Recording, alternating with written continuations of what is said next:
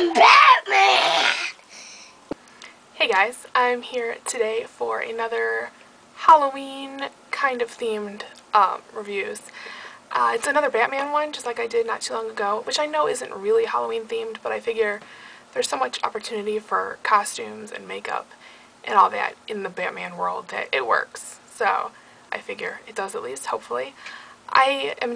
This is a Harley Quinn kind of, I did like a roughed up Dark Knight kind of version, but it's Harley Quinn, and I actually had originally done Two-Face, the Tommy Lee Jones Batman Forever version, but like seriously, the minute I finished, my friend called me and wanted to go out to dinner, so I was so mad. I had to take it. First of all, I had to answer the door looking like Two-Face. She thought I was crazy, and then I had to wash it all off, and I wasn't doing it again. But maybe I'll put a picture in, and it wasn't great. It wasn't really working out how I wanted, but it took a lot of work and makeup, so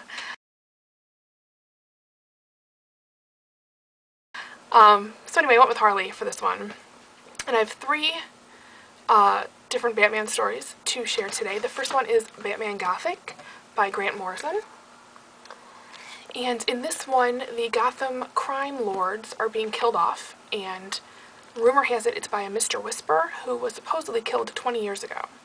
So Batman gets involved and starts investigating and finds a surprising link to his past, and then it involves, and well, that doesn't involve, but a link to his past, and then there's also this legend that is kind of involved as well, and it's kind of cool and creepy, and I liked it a lot. I liked the origins of Mr. Whisper that you find out about, and how that's kind of freaky, and kind of how it goes with Halloween. It's scary, so that one worked out well, and that one was really good, so you should read that one.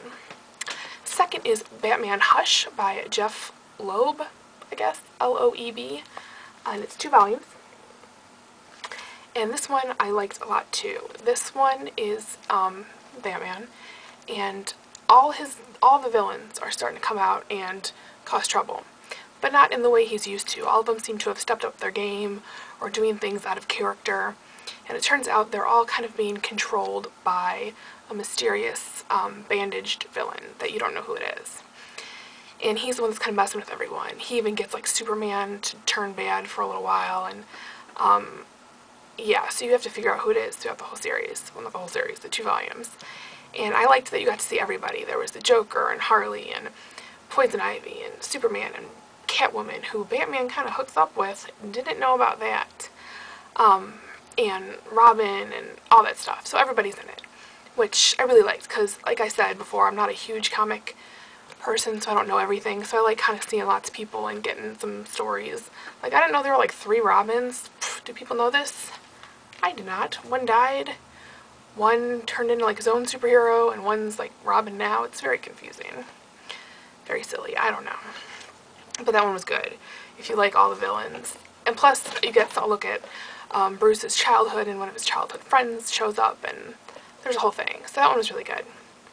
And then last is The Joker, The Greatest Stories Ever Told, which I was excited for, because if you watched my last Batman video, I was on a big like Joker roll. But this is a collection of different Joker stories from the past decades, starting from the 50s. There are like 2 from the 50s, I think, then one from the 60s and 70s and 80s and 90s. So I didn't really like that, because the 50s and 60s ones were super cheesy, just like the old Batman show. And it's all like, you know, it's cheesy. And then the later ones get good because they get darker, and the Joker goes from being like this jolly, funny kind of whatever villain to like crazy and insane. But I have to say, let me see if I can find it. One story cracked me up. It was the Joker's Comedy of Errors.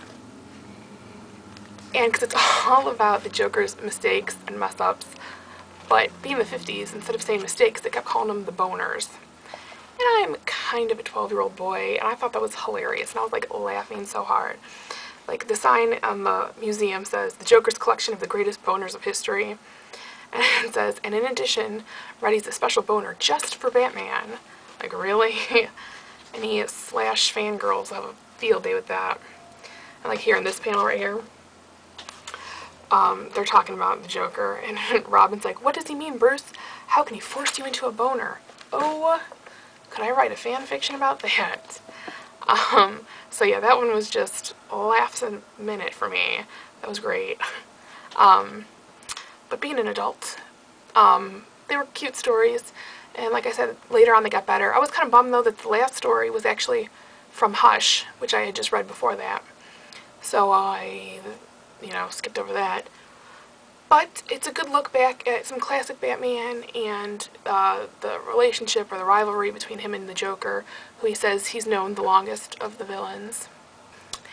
And that's really it. So 3 good stories, well 4 if you count the 2 volumes, of good Batman stories. Gives you some more information. I learned some new stuff. If you're not a fan yet, you can read these and kind of get some info. If you are a fan, let me know what you think. Explain the Robin thing to me. I don't know. And I hope you like the makeup. What do you think? Which villain would you be? I think the Joker's my favorite. Although this Killer Croc is growing on me, even though I don't know a lot about him. And the Scarecrow is creepy. So he freaks me out. I guess that's all for now. I will talk to you guys later. Bye.